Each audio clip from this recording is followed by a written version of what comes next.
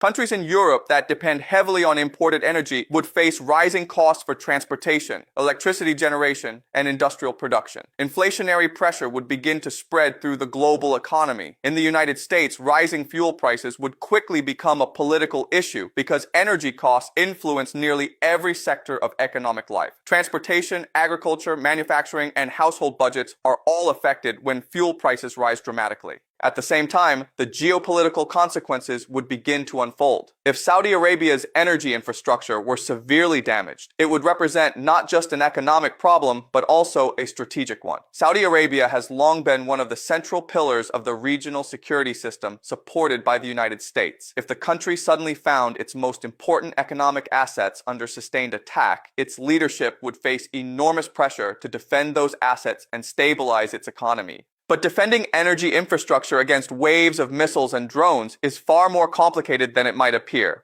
These facilities cover large geographic areas, and defending every possible point of vulnerability requires enormous resources. Even advanced air defense systems cannot guarantee complete protection against every incoming threat, especially when attacks are coordinated and repeated over time. Each successful strike increases the perception that the system is vulnerable. This is where the strategic trap becomes clearer. The United States enters the conflict expecting that its superior military power will quickly establish control of the situation. But as attacks on energy infrastructure begin to disrupt the global economy, the focus of the conflict shifts. The war is no longer just about military confrontation between two states. It becomes a global economic crisis in which energy markets, political alliances, and domestic stability all become part of the battlefield. Inside the United States, the political consequences would begin to emerge. Wars are rarely fought in isolation from domestic politics. Political leaders must explain the purpose of the war to their populations, justify the costs, and maintain public support as the conflict continues. When a war begins producing unexpected economic consequences, that political challenge becomes even more difficult. Rising fuel prices, inflation, and global market instability create pressure on governments to explain how the situation developed and what the strategy for ending it might be. In this environment, political narratives become extremely important. Leaders often attempt to frame the conflict in ways that maintain domestic support while deflecting criticism. One possible narrative in such a situation would involve shifting responsibility onto regional allies. Political leaders might argue that the United States entered the conflict in order to protect its partners in the Middle East, and that those partners failed to provide sufficient support or failed to maintain stability in their own regions. By framing the situation in this way, responsibility for the conflict's failures can be redistributed across the alliance network. This type of narrative serves several purposes simultaneously. It protects the political leadership from direct blame for the consequences of the war. It creates a scapegoat that can absorb public frustration. And it also prepares the political ground for a possible withdrawal from the region. By claiming that regional partners did not fulfill their responsibilities, leaders can argue that continued involvement in the conflict is no longer justified. While this political debate unfolds in Washington and other Western capitals, the strategic calculations inside Iran continue to evolve as well. Iranian leadership has long been aware that conventional military confrontation with the United States would be extremely dangerous. But they have also studied the broader strategic environment and drawn lessons from other countries that have faced similar threats. One of the most significant lessons comes from the question of nuclear deterrence. Over the past several decades, a pattern has emerged in international politics. Countries that possess nuclear weapons tend to enjoy a certain level of security against direct invasion by major powers. The existence of nuclear weapons dramatically raises the potential cost of military action against a state because any conflict could escalate into catastrophic destruction. Several historical examples reinforce this lesson. North Korea developed nuclear weapons despite enormous international pressure, and today it remains one of the most heavily sanctioned countries in the world. Yet despite those sanctions and ongoing tensions, no major power has attempted to invade North Korea. The risks associated with nuclear retaliation are simply too high.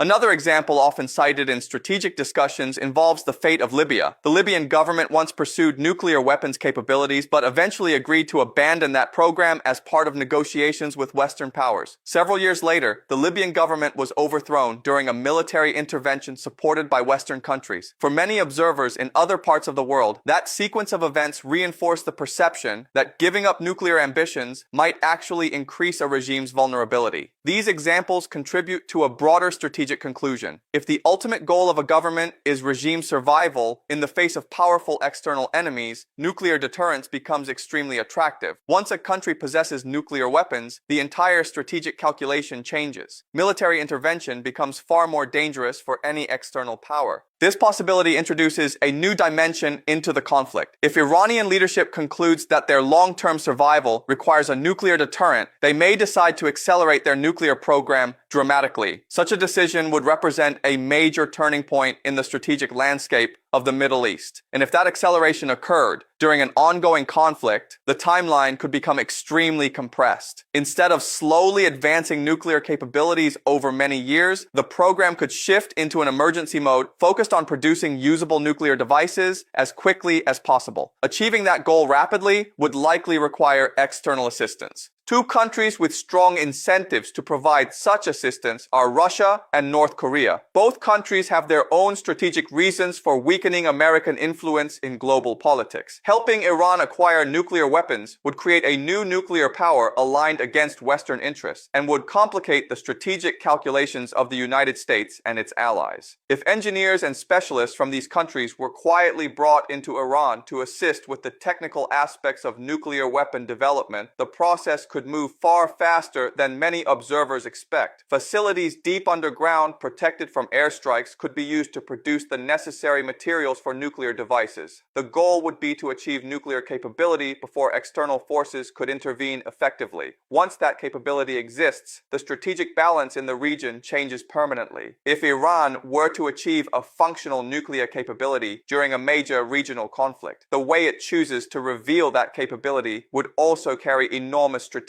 significance. Traditionally, countries that develop nuclear weapons conduct their first test in relatively secretive environments. These tests are often announced only after the fact, and governments typically avoid turning them into dramatic public spectacles. The goal is usually to demonstrate capability while minimizing political escalation. But the strategic logic guiding Iranian decision-making in this scenario could be very different. Instead of hiding the demonstration of nuclear capability, the leadership might choose to reveal it in the most visible way possible. The reason for this approach would not simply be technological demonstration, it would be political and psychological. Iran is a diverse country with many ethnic groups and complex internal dynamics. Maintaining national unity has always been one of the central challenges facing the Iranian government. Political disagreements, generational differences, and economic pressures sometimes create divisions within society. In normal times, these internal differences can weaken the sense of collective national identity. However, external threats often have the opposite effect. When a country perceives itself as facing a powerful foreign adversary, internal divisions tend to diminish. People who might normally disagree with their government may still unite around the idea of defending national sovereignty. This phenomenon is often referred to as the rally around the flag effect. A dramatic public demonstration of nuclear capability could create exactly that kind of unifying moment. Imagine a scenario in which Iranian state television announces that the country has successfully developed nuclear weapons and will conduct a test at a specific time. Cameras would be positioned at multiple locations around a desert testing site, possibly in remote areas of eastern Iran far from major population centers. The world would be informed that the test would be broadcast live. At the designated moment, the device would be detonated, producing the unmistakable mushroom cloud that has symbolized nuclear power since the earliest days of the atomic age. The images would spread instantly across global media networks. Within minutes, billions of people around the world would be watching footage of Iran demonstrating its entry into the nuclear weapons club.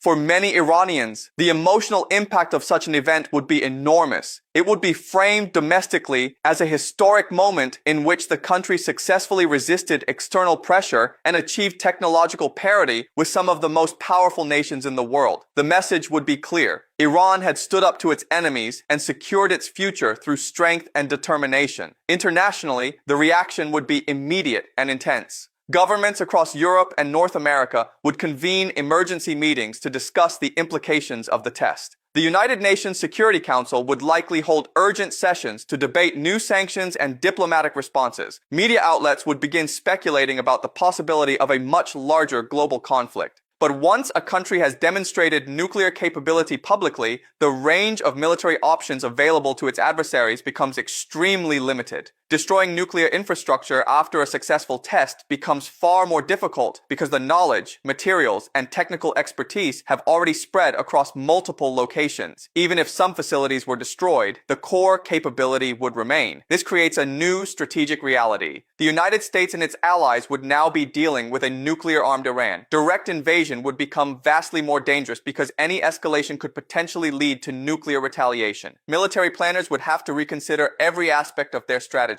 Faced with this new reality, policymakers might begin searching for alternative ways to weaken Iranian power without confronting the central government directly. One strategy that has historically been used in similar situations involves supporting minority groups within a country in hopes of creating internal fragmentation. In Iran, one of the most significant minority groups with a history of seeking greater autonomy is the Kurdish population. Millions of Kurds live in the western regions of the country, and Kurdish political movements have periodically clashed with the central government over issues of autonomy and cultural rights. Some Kurdish militant organizations have operated in the mountainous border areas for decades.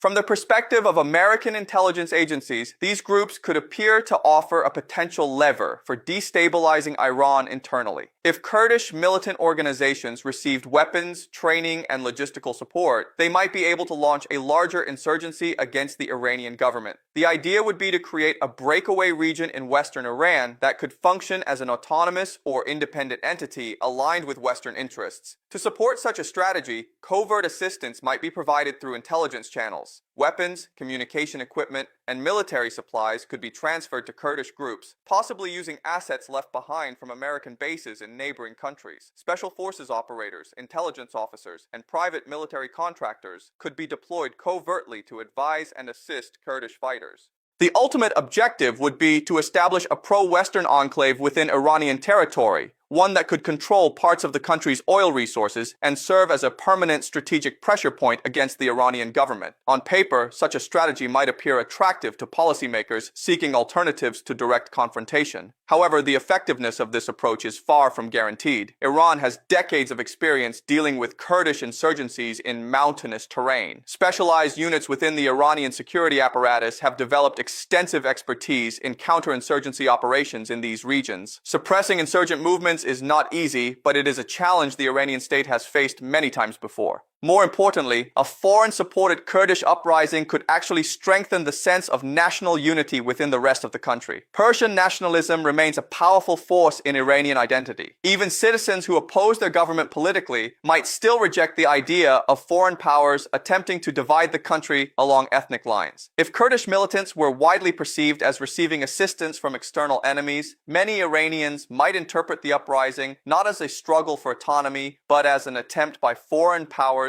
to fragment the nation. In that case, public opinion could shift dramatically in favor of defending the country's territorial integrity. The result would be another unintended consequence for the United States. Instead of weakening Iran internally, the insurgency could reinforce the narrative that the country is under attack from outside forces. That perception would strengthen the legitimacy of hardline policies within the Iranian political system and further unite the population around the idea of national resistance. And this is how the strategic trap becomes fully visible. Each step taken by the United States in response to the conflict creates new dynamics that strengthen Iran's internal cohesion while simultaneously destabilizing the broader region. The Middle East begins to fragment under the pressure of economic disruption, political crises, and military escalation. Yet within Iran itself, the perception of external threat produces greater unity. While neighboring countries struggle with economic collapse, damaged infrastructure, and political instability, Iran presents itself as a nation that survived immense pressure and emerged stronger. The war that was supposed to weaken Iran instead reshapes the entire region in ways that increase Iran's strategic confidence.